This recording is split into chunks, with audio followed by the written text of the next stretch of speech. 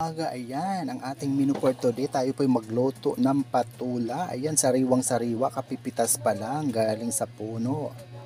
Ayan na siya guys, ang ating patula. Ayan na, nabalatan na natin at nahiwa na. At susunod na natin gawin ang ating ingredients. Ayan po. Ayan ang mga palanggang ating ingredients. Siyempre, hindi mawalang bawang sibuyas, sili. Ayan, with pork adobo na ating sahog, bitsin at saka nor para pampalasa sa sabaw at ang ating miswa para kumpleto ang ating patula na miniswahan. Ayan po. So ayun guys, atin na po sindihan ang ating kalan, atin na isang kotsa. Ayan po. Ayun. Ayan guys, sangkotsa na po natin ang sibuyas at bawang. Ayun.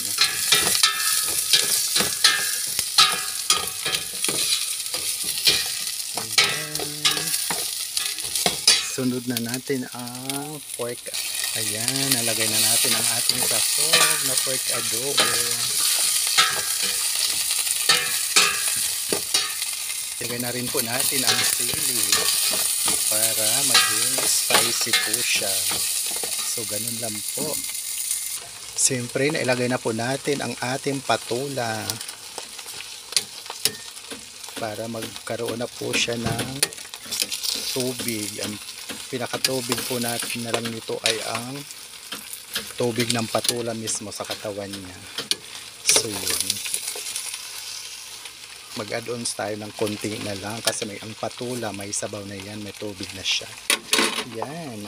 Ayan na po, antayin na lang natin kumulo ang ating miniswahang patula para sa ating ngayong ulam na tanghali. Ayan. Ayan po guys, kumukulo na. Yun. Atin ang haluin at ilagay na natin ang miswa. Malapit na siyang maluto. Ayun. Ayan ang mga palangga ko, malapit nang maluto. Ilagay na natin ang miswa para magtuloy-tuloy na po. Ayan. Para tayo ay makapa ng halian na. Ayan. Shout out sa aking mga tagapag-send ng star. Shout out po sa inyong lahat mga palangga ko. Maraming salamat po sa inyong lahat at sa inyong patuloy na pagsubaybay, pagsuporta sa aking mga mumunting video. Ramil Javier Ella Vlog, especially sa aking team #walang iwanan, sa aking mga madam. Shout out. At syempre sa aming admin si Sir JM Castro. Maraming salamat po sa iyo Sir JM sa inyong suporta sa amin lahat na iyong mga miyembro. Love you all guys. God bless us all. See you sa next video ko at saka sa aking live. Ayan po, luto na. Ganun lang po kasimple. Bye. Love you all.